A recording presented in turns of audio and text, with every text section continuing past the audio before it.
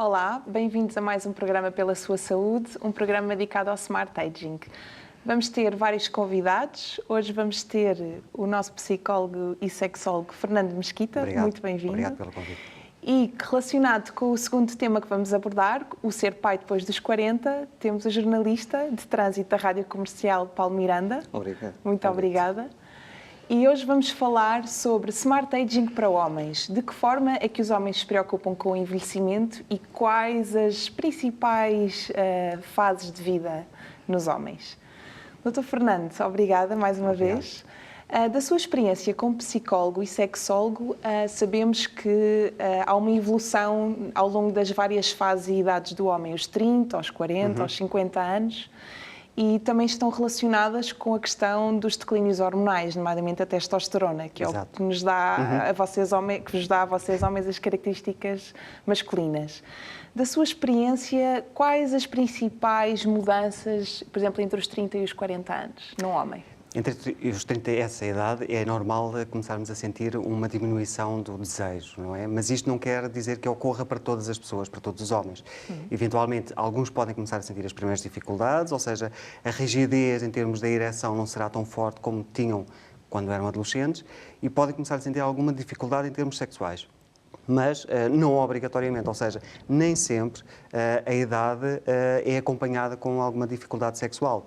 Depende muito mais do estilo de vida que a própria pessoa foi tendo. Se fumou, se não fumou, se bebia álcool, se não estilos bebia. De vida saudáveis. Estilos de vida saudáveis. E quando é que os começam a ter, exatamente. Ou é só depois uma preocupação mais tarde, certo? E sem ser em relação à questão sexual, do ponto de vista do humor, do sono, da forma como encaram a família, o trabalho, existem mudanças nesta transição entre os 30 e os 40? Eventualmente começamos a fazer algum balanço sobre a vida que fomos tendo até então. A partir dos 40, 50 anos é normal começarmos a fazer um balanço, vermos aquilo que fizemos, os sonhos e as fantasias que tínhamos de ver concretizados e que, no fundo, podem ou não ter sido realizadas, não é? Isto, portanto, aqui pode haver alguma alteração em termos daquilo que queríamos, daquilo que conquistámos e daquilo que queremos fazer até ao final dos nossos dias. Ok. Paulo, com que idade é que está? Posso lhe perguntar? Pode, com certeza, 48 anos. 48 anos. Diga-me, como é que se sente, estando agora já mais próximo dos 50, não é? Mas... Eu confesso que a idade, para mim, ainda não tem uma grande importância e talvez por lidar com pessoas no trabalho, inclusive, mais novas do que eu, fazem sentir, se calhar, também um pouco quase à idade deles, alguns deles. No meu local de trabalho tenho pessoas que têm idade praticamente para ser meus filhos. Exatamente. Mas lá está, a forma como nos tratamos, a forma como lidamos uns com os outros, inclusive com os amigos mais próximos, não me fazem ter quaisquer problemas com a idade. O envelhecimento é um tema que o preocupa, como homem? Neste momento ainda não. Poderá no futuro vir a surgir esse problema, mas neste momento eu confesso que ainda não me passa muito pela cabeça, nem sequer a questão da reforma ainda chega... E sintomas físicos, por exemplo, sentir que não tem capacidade a nível para corresponder às exigências profissionais ou mesmo com a família? Na parte profissional não, perfeitamente normal. Na parte física, talvez um pouco mais difícil de recuperar, por exemplo, eu gosto de jogar futebol com amigos. E, por exemplo, já tenho maiores dificuldades em determinado tipo de movimentos, em aguentar muito mais tempo, portanto, o esforço físico, mas não impede que eu não tenha a mesma garra e a mesma vontade de querer praticar o desporto que gosto. E o facto de ter sido pai depois dos 40, pela primeira vez, sim. Conte-nos um bocadinho a sua experiência. É assim, inicialmente, o ser pai depois dos 40 foi uma opção nossa como casal, portanto, enfim, quando casámos, o objetivo nem era sequer, ou não passava por termos crianças. Isso veio depois, surgiu a oportunidade e pronto, e rapidamente conseguimos ter então a nossa filha hoje em dia, a Joana, portanto, com quase 6 anos, e foi uma experiência extremamente gratificante. Portanto, tinha quantos anos quando nasceu a Joana? 42. 42 anos.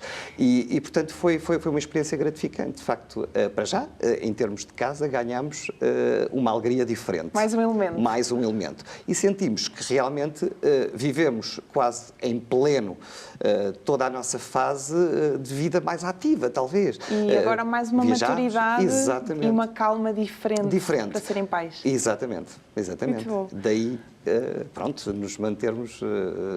e fomos à segunda experiência depois para a criança. Dr. Fernando, acha que há vantagens em ser pai mais tarde? Sem dúvida. Ou seja, se realmente é um filho desejado, de facto, que o casal pode ver um novo ritmo em termos do dia-a-dia. Se calhar vai ser obrigado a ter outro tipo de tarefas que não teria se não tivessem filhos, não é? A necessidade, às vezes, da aproximação da família, do resto da família, para verem as crianças e também para poderem cuidar das crianças. Ou seja, existe aqui um aproximar do próprio casal e a própria pessoa sente-se mais jovial, não é? Pode até ter mais cuidado com a própria saúde, no sentido de prolongar o acompanhamento do novo filho. Portanto, vê-se aqui bastantes aspectos positivos. Eventualmente poderá ser negativo se este filho vem substituir um ninho vazio, ou seja, eventualmente se o filho surge após a saída de casa dos outros filhos mais velhos, aí pode ser algo que não é tão benéfico quanto isso. E acha que o papel do homem muda quando é pai?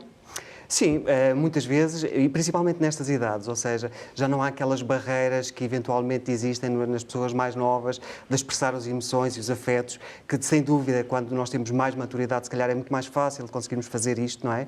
Também nos conhecemos melhor e conseguimos expressar mais a nossa capacidade emotiva do que quando somos mais novos.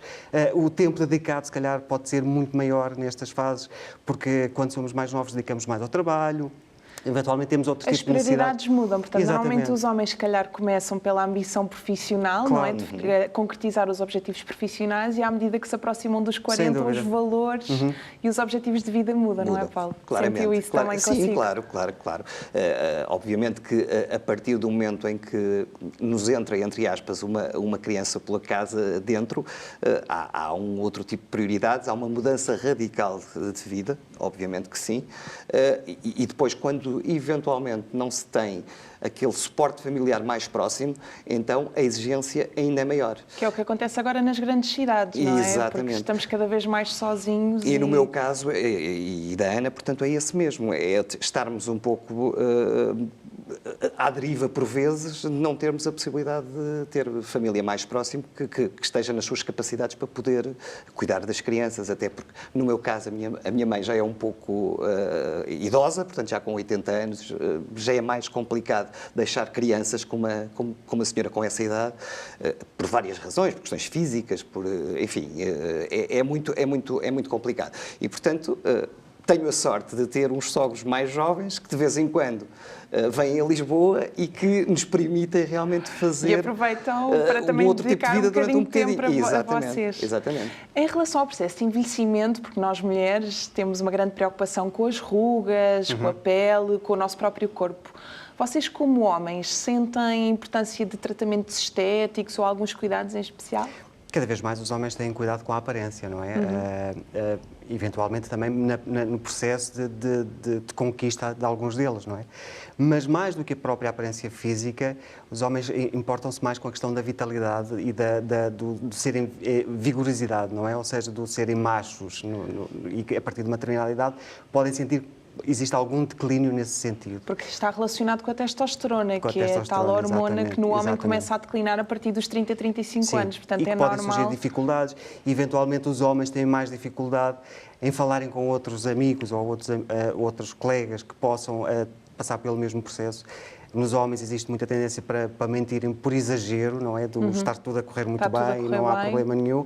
E quando começam a surgir estas dificuldades, sentem-se muito mais sozinhos e a terem de lidar com elas. As mulheres, se calhar, têm mais possibilidade de falarem entre elas sobre as dificuldades que estão a sentir na passagem dos anos. Paulo, E tem alguns cuidados consigo para retardar um bocadinho o envelhecimento ou alguns cuidados de beleza enquanto homem?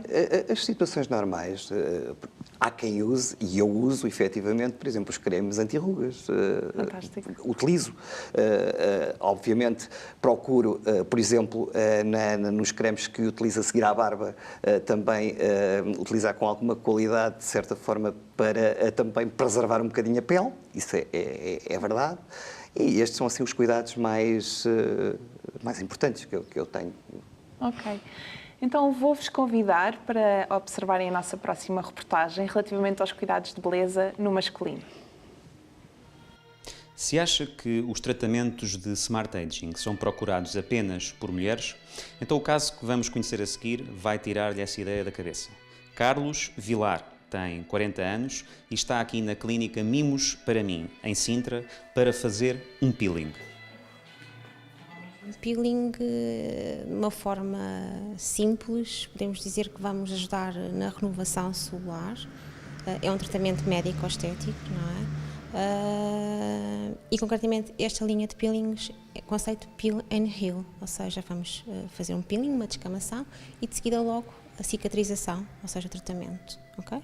De uma forma muito simples, falando o que é um peeling. São cada vez mais os homens que procuram tratamentos de Smart Aging e o que é que eles procuram concretamente?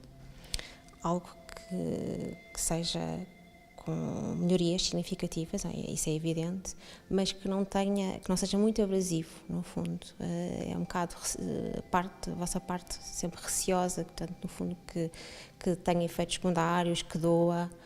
Se seja um tratamento tranquilo, é pela classe, pelos homens, muito bem aceito. Sim, sem sombra de dúvida. E há muitos, há cada vez mais homens à procura deste tipo de tratamento? Sim, de uma forma geral, sim.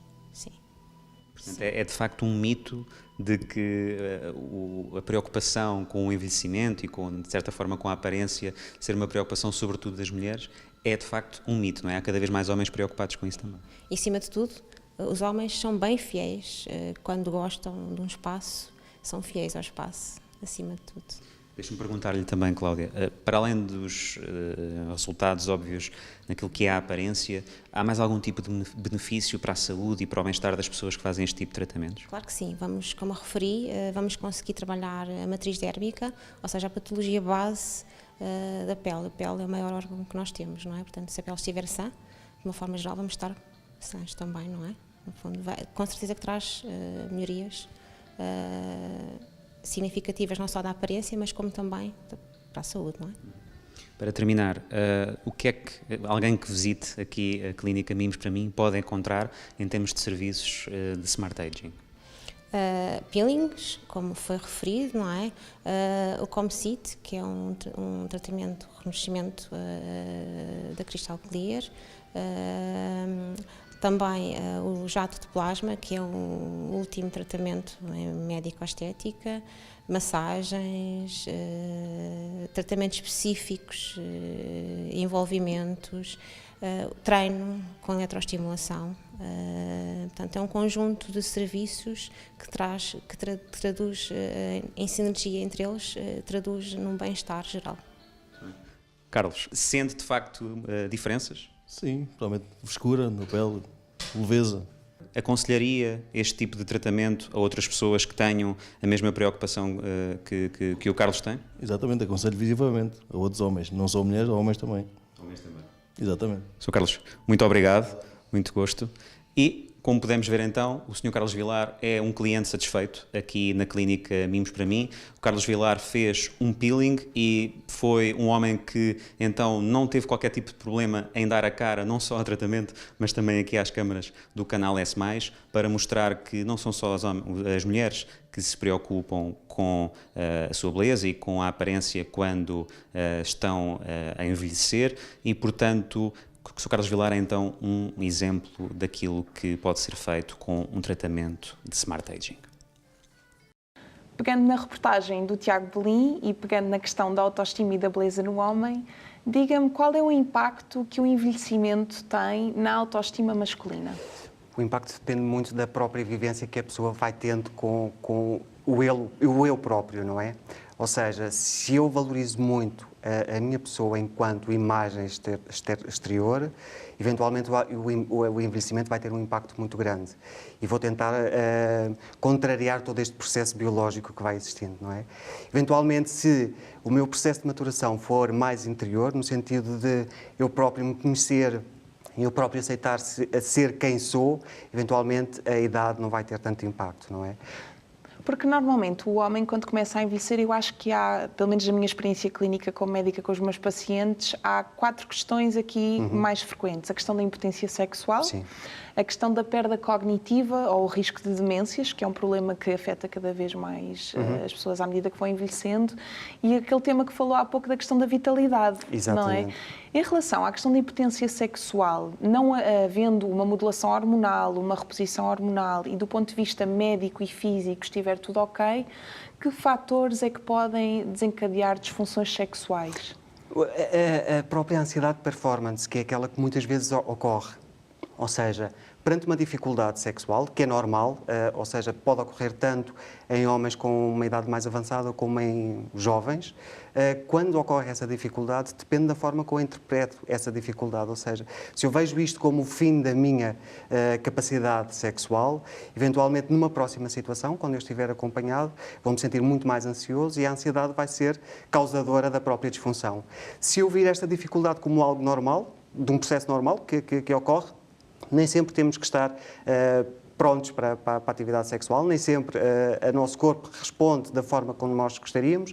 Eventualmente, se eu souber aceitar isto, já não vai haver tanta dificuldade. Não é? E enquanto sexólogo, que técnicas poderá ensinar aos seus pacientes para ultrapassarem esta ansiedade de performance? Sempre que possível, nós tentamos ter o casal em acompanhamento na terapia sexual. E aqui é preciso desmistificar alguns Que é uma alguns dança a mitos. dois, não é? Não Exatamente. depende só dos É preciso elementos. desmistificarmos alguns mitos que existem aqui. Por exemplo, muitos casais sentem que a atividade sexual passa obrigatoriamente por coito. Não é?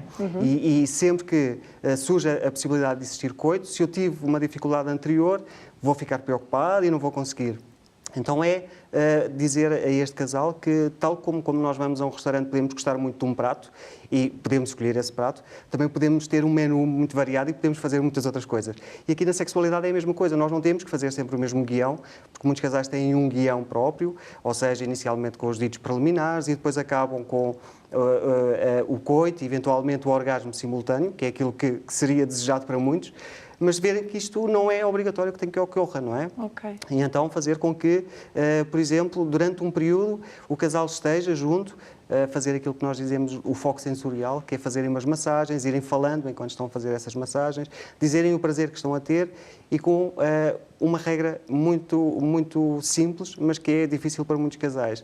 A proibição de coito antes, durante e após o exercício, para que eles possam estar ali naquele momento, entregarem-se, sem ter esta preocupação de tem que funcionar, tem que conseguir, e estes tenhos vão prejudicar a parte sexual toda. Paulo, com a chegada dos filhos, acha que isso teve algum impacto na vossa relação como casal? Como é que surpreende a sua esposa? Ou como Acaba por ter impacto, obviamente que sim, até porque há noites mal dormidas, há uma série de fatores que nos fazem sentir mais cansados, tanto ao pai como à mãe, quer dizer, é inevitável.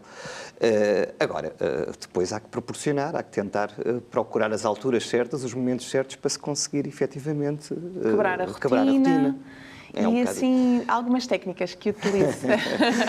É difícil explicar, porque são coisas todas momentâneas. Jantar fora. Por exemplo, sim. O apoio dos sogros. Mas lá está, quando há tempo, possibilidade. Quando há possibilidade. E, efetivamente, no meu caso em específico, tem sido complicado. Tem sido complicado, porque lá está, a tal falta de apoio, por vezes, faz com que nos estejamos mais presos, obviamente, à vida rotineira que se vai tendo com... E para quebrar essa rotina e cuidar de si, temos sempre que adotar estilos de vida saudáveis. No seu dia-a-dia, em relação à alimentação, ao exercício físico, uma vez que tem que ter bastante vitalidade para cuidar agora da filhota? É assim, o exercício físico, sempre que se pode, vai-se praticar.